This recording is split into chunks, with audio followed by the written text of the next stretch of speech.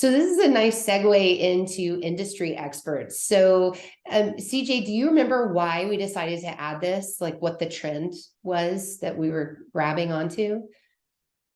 I'm not sure if I remember the specific trend, but I mean, it's definitely, I think it's an area that we've been kind of needing to tackle for a few years now, and I'm happy that we finally did this year. Yeah. Just because industry experts, they're becoming more and more important, especially when it comes to marketing your brand, and finding ways to partner with them is important. So tackling that this year in this report is was a great opportunity for us. Absolutely. And if you substitute the word influencer for industry expert, you'll see where I was going mentally is, and the idea of marketing through influencers is not a new concept by any means, but mostly one that we think about related to B2C.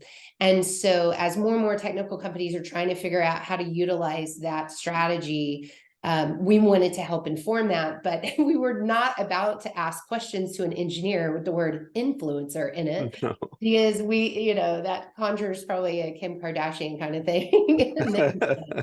Yeah, we felt like engineers would not be interested in that word at all. They wouldn't want to admit to themselves that maybe they follow some influencers in their space. Right, right. So CJ, what were a couple of the findings that you found interesting from this section?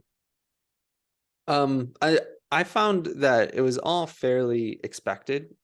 It was nice to see how many engineers do look towards their industry experts. I wasn't sure exactly whether we take out the word influencer or not. I wasn't sure exactly how engineers were when it came to looking towards those experts, but we found that a good amount of them did follow experts, and a lot of them did follow them in terms of looking at the trends that they were talking about and the industry news that they were talking about, following them for the same exact reasons that anyone follows an influencer. And I found all of that interesting, and kind of a sign that maybe this industrial marketing space that you and I work towards should start looking at partnering with these influencers on their marketing programs. Yeah. When we asked, where did you discover that industry expert? This was a place where technical publications really shined. And so then it's kind of full circle back to, oh, this is PR and contributed articles and developing relationships with technical publications as one tactic. LinkedIn and YouTube and industry conferences were the next in line.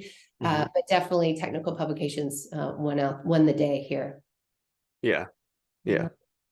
yeah. And if those of you, if you haven't picked up the report, we have a list. We ask people to name names, and so we have a list of people that they considered industry experts that we threw in the report.